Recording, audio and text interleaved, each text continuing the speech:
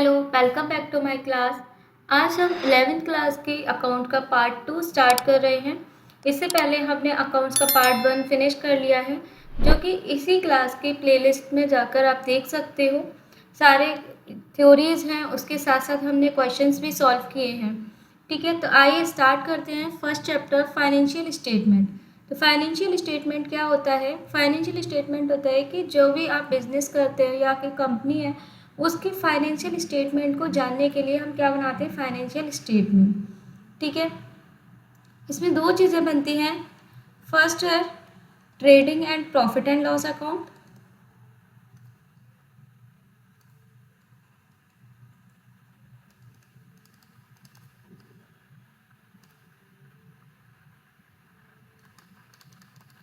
इसमें हम trading account और प्रॉफिट एंड लॉस अकाउंट को दोनों को अलग अलग भी बना सकते हैं और एक साथ भी बना सकते हैं। ठीक है, सेकंड है balance sheet. Trading and profit loss account में क्या होता है कि ट्रेडिंग अकाउंट हम बनाते हैं जिसमें हमें पता चलता है ग्रॉस प्रॉफिट है या ग्रॉस लॉस है।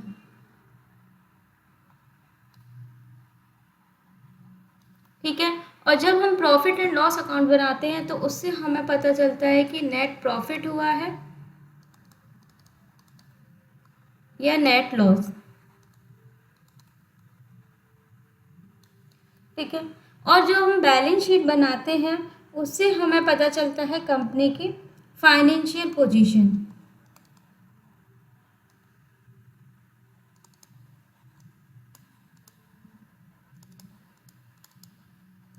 और जो trading and profit and loss account है उससे पता चलता है प्रॉफिटेबिलिटी।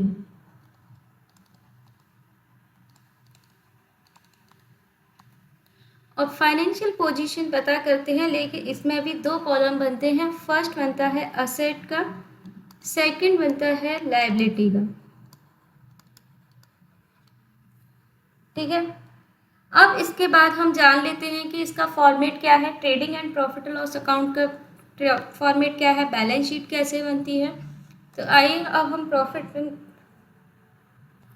ट्रेडिंग अकाउंट का फॉर्मेट देख लेते हैं। ट्रेडिंग अकाउंट का फॉर्मेट है ये, जिसमें हम डेबिट साइड लिखते हैं ओपनिंग स्टॉक, परचेज, इसमें से लेस करते हैं परचेज रिटर्न को, तो हमारे यहाँ पर आ जाता है नेट परचेज।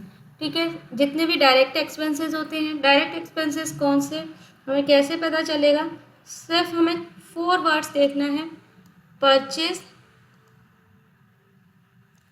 इनवर्ड और फैक्ट्री एंड प्रोडक्शन। बस ये 4 वर्ड्स अगर हमें दिया है तो ये सारे हमारे डायरेक्ट एक्सपेंसेस में आएंगे। ठीक है, इसके बाद क्रेडिट साइड में आता है सेल्स, इसमें से रिटर्न माइनस कर देते हैं तो हमारी नेट सेल्स आ जाती है। इसके बाद लिखते हैं हम क्लोजिंग स्टॉक।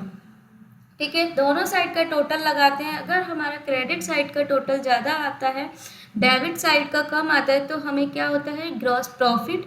तो हम डेबिट साइड में लिखते हैं टू ग्रॉस प्रॉफिट CD। अगर हमारा डेबिट साइड का टोटल ज़्यादा आता है और क्रेडिट साइड का कम आता है, तब हमें लॉस होता है, तो हम लिखते हैं यहाँ पर बाय ग्रॉस लॉस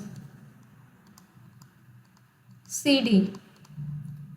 ठीक है, इसके बाद इसका जो भी प्रॉफिट होता है या लॉस होता है तो हम इसको प्रॉफिट एंड लॉस अकाउंट के बैलेंस में ट्रांसफ़र करते हैं। प्रॉफिट एंड लॉस अकाउंट का ये फॉर्मेट है।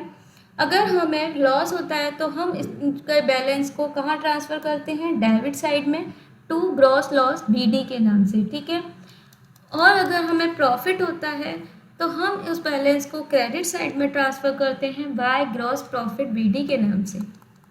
ठीक, इसके बाद हमारे जितने भी एडमिनिस्ट्रेटिव एक्सपेंसेस होते हैं, फॉर एग्जांपल सैलरीज है, रेंट है, ऑफिस एक्सपेंसेस हैं, वो सब हम इधर लिखते हैं डेबिट साइड। और इसके बाद जो भी सेलिंग एंड डिस्ट्रीब्यूशन एक्सपेंसेस हैं, फॉर एग्जांपल एडवर्टाइजिंग है, डिलीवरी एक्सपेंसेस हैं, वो भी इसी प्रॉफिट एंड लॉस अकाउंट के डेबिट में आते हैं। इसके बाद जो भी फाइनेंशियल एक्सपेंसेस हैं, फाइनेंशियल एक्सपेंसेस कौन से? For example interest on loans है, इसके बाद डेप्रीशिएशन है, जो कि हमारे फिक्स असेट पर डेप्रीशिएशन लगता है, वो भी किस में आता है, प्रॉफिट एंड लॉस अकाउंट के डेबिट साइड में आता है। ठीक है, क्रेडिट साइड में क्या आता है, जो भी हमारी इनकम्स होती हैं वो सारी क्रेडिट साइड में आती हैं। For example interest received, commission received, ये सब हमारे प्रॉफिट एंड लॉस अकाउंट के क्रेडिट साइड में आता है। ठीक है, उसके बाद हम टोटल करते हैं डेबिट साइड और क्रेडिट साइड दोनों का। अगर हमारी इनकम ज़्यादा होती है, एक्सपेंसेस कम होते हैं, तो क्या होता है, हमें नेट प्रॉफिट होता है, जो कि हम डेबिट साइड लिखते हैं टू नेट प्रॉफिट सीडी के नाम से। ठीक, अगर हमारे एक्सपेंसेस ज़्यादा हैं, इनकम कम है, तो हमें क्या होता है, नेट लॉस। ठीक है, नेट लॉस सीडी। इसका जो भी नेट प्रॉफिट या नेट लॉस होता है वो हम ट्रांसफ़र करते हैं बैलेंस शीट में। बैलेंस शीट कैसे बनाते हैं, ये है बैलेंस शीट का फॉर्मेट। ठीक, इसमें हमारे दो कॉलम होते हैं, जैसे कि मैंने पहले बताया कि बैलेंस शीट में दो कॉलम होते हैं, एक असेट का और एक लायबिलिटी का। तो लायबिलिटीज़ हम लिखते हैं डेबिट साइड एंड असेट्स लिखते हैं क्रेडिट साइड में। ठीक है, लायबिलिटीज़ में जितने भी नॉन लायबिलिटीज़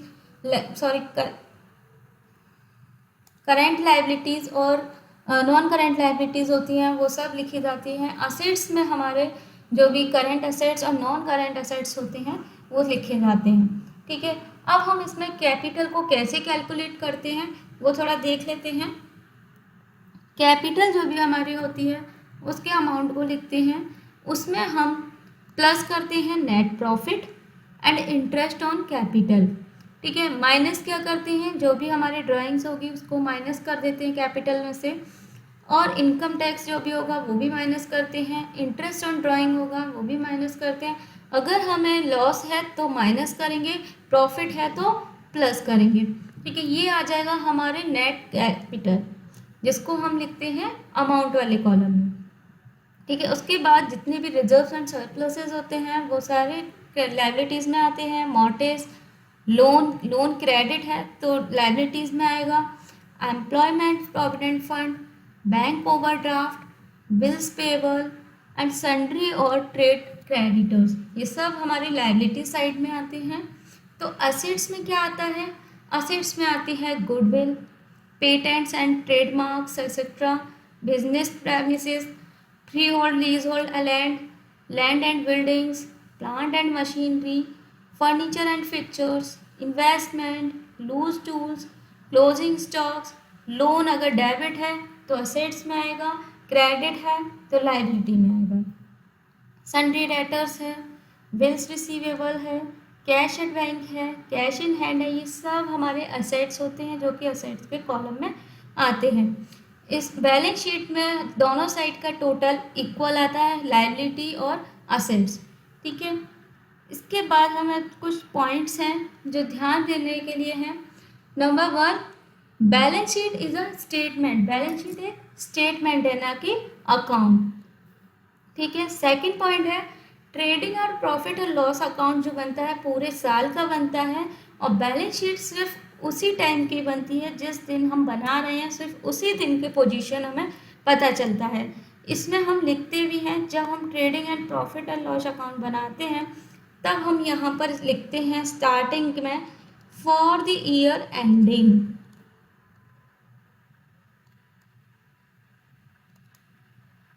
ठीक है, और जब हम बैलेंस शीट बनाते हैं तब हम लिखते हैं एज एट 31 दिसंबर, यानी कि ये उसी डेट का कॉलम स्टेटमेंट है पूरा।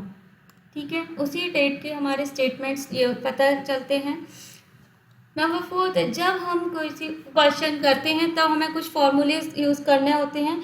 कौन कौन से फार्मूला हैं, cost of goods sold. Cost of goods sold निकालने के लिए हमें क्या करना पड़ता है, जितने भी ओपनिंग स्टॉक्स होते हैं plus net purchase plus direct expenses, उसमें से माइनस करते हैं हम क्लोजिंग स्टॉक, तो हमारा क्या निकल के आता है, कॉस्ट ऑफ गुड्स सोल्ड। अगर हमें ग्रॉस प्रॉफिट निकालना है तो हम क्या करेंगे, सेल्स में से cost of goods sold minus कर देंगे। लास्ट है एडजस्टेड परचेजेज। ये कई बार हमें क्वेश्चन पूछा जाता है एग्जाम में, एडजस्टेड परचेजेस निकालने के लिए। तो हम कैसे निकालते हैं, opening stock plus net purchase minus closing stock. ठीक है फ्रेंड्स, आज के लिए बस इतना ही। आई होप आपको समझ में आया होगा। Thank you for watching my video. If you like my class, please like, share and subscribe. Thank you.